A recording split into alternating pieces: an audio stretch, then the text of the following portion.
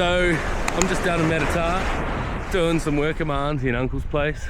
We'll go up there in a bit, but I thought I'd better apologise for having a little bit of a distance in between content. I had a couple of jobs where I couldn't actually film at, but hey, we're back, we're into it.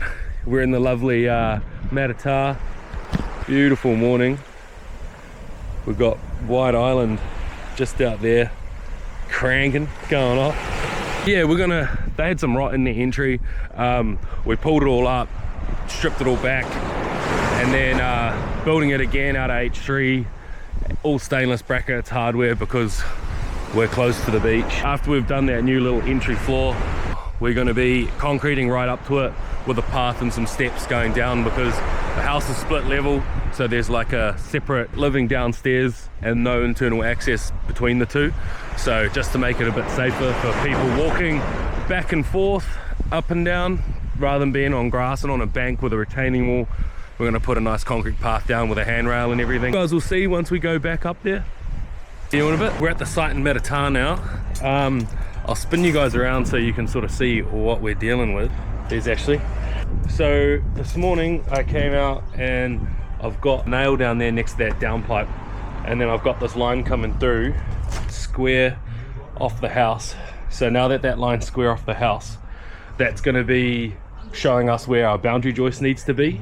So as you can see on this pile here, that's going to have to get cut back, but we're going to cut that down anyway because of all this rot from the old existing balustrade.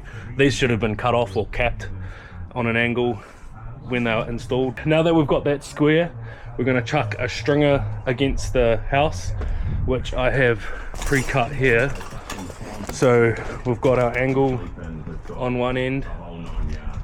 We've cut it to the length of one of our flooring sheets, which is just 250 from the far side of that ranch slider. Now that we've got a stringer that's going onto the house, I've gone and got these because you have to pack it off 12 mils. Sort of similar to that board I used in the Gaga ball pit, really. So we're just going to stick these onto the back. We'll do one top bottom. We'll go one top bottom like that, so it's all packed off nicely. And then we've got some dirty big M12 coach screws. So those will essentially be going like that through the framing, through the packer, and then into the house with a nice air gap, so if any water does get in there, that it can get out and escape or ventilate and stay dry. Beautiful day actually. You might not pick it up on this camera, I'll try zooming in on my phone, but White Island's out there and you can see a big plume. See it quite as clear as that. That's quite interesting. Amazing visibility of it.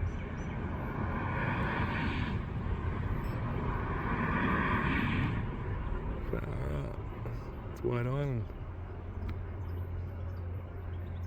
Alright, so now you can see we've got the strips onto the back of the stringer. They've got this little adhesive strip. I will peel that back. That isn't satisfying at all. Ready? Yeah. Chuck those on there. Boom. Nice.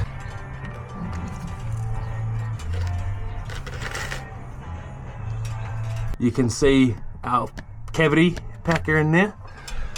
So then we just want to chuck our square on, find the center of our joists, and then we're going to mark them up onto here. So then we can pre-drill everything. We'll do that the whole way along for the length of the stringer, and then that's where we're going to be putting those coach screws, top and bottom.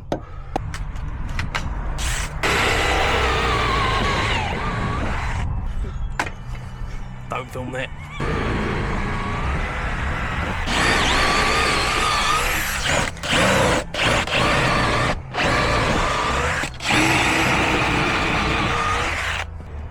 It's not about the size of the tool, it's what you do with it. Pack wrench.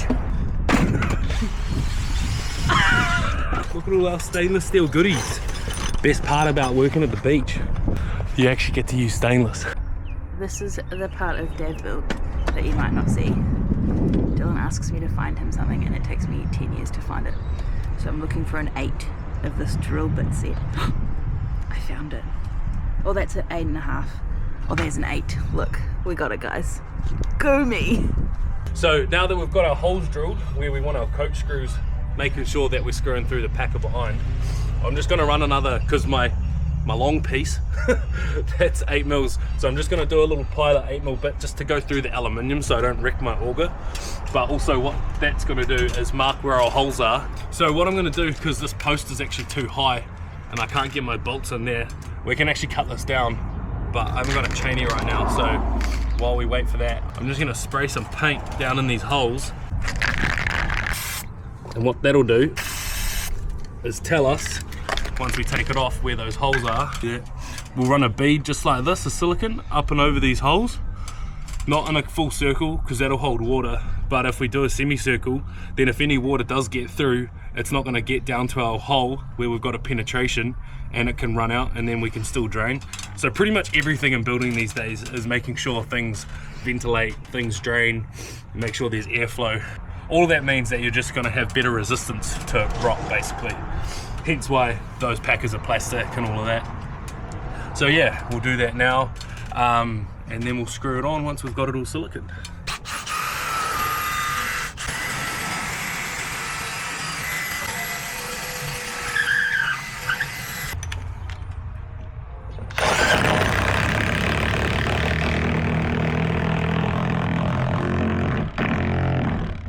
What's an impact socket? I don't know.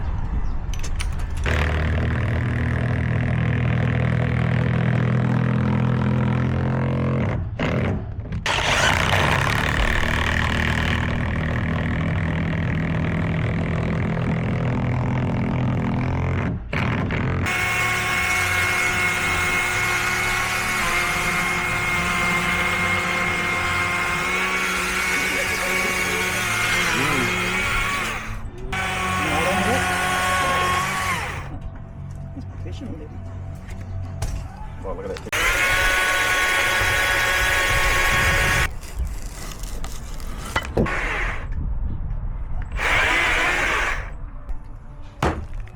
So the string that was out here earlier, that was squared off the house, that is now this boundary.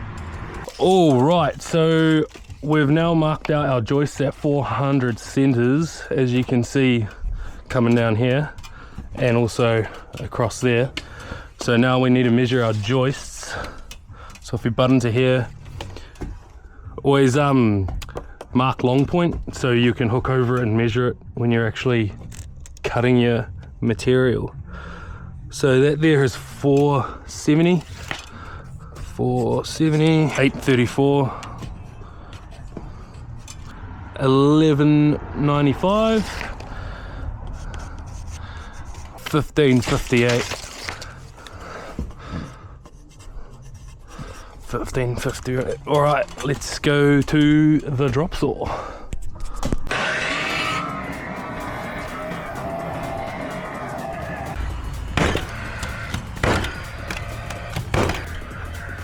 So now we've got these all cut to their right dimensions. In theory, you should just be able to put them straight onto your lines you've just made.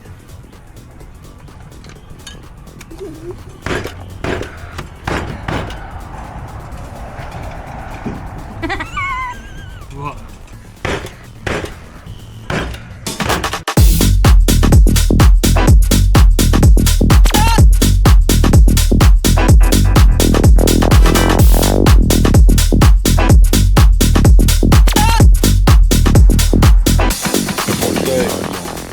As you can see, we've got our 20mm thick BGC flooring, nice thick bit of hardies, so that won't rot anymore, unlike all under here where there's the fiberglass that's all on plywood. So any moisture that's getting through, it's just going straight onto wood, and even if that plywood's treated, it's still not like ideal, hence why I chose to go for the fiber cement sheet. And as you can see here, we've protected our boundary joist with some polythene and then the ends of our sheets, because this is where there's going to be a drain here and concrete into the drain. So we've just chucked some flashings over that, and then that tile can go down after that top's been waterproofed. And then we're pretty much coming off of this boxing here. This boxing here is going to go straight through, go into the little entrance deck here. As you can see, we've had to take some cladding off as well, just to waterproof everything up, we'll put an aluminium flashing against the house all underneath, so then anything that's sitting against it is all just sitting against flashings or Hardys pretty much. And everything's on a cavity as well. I think I've videoed the gap. That whole platform is actually packed off with a ventilation gap, same as this front Hardys here, which is why these screws are so far back, because there's like 40 mils of build up. There's 20 mil of the Hardys plus a 20 mil cavity. Cracks all day, baby.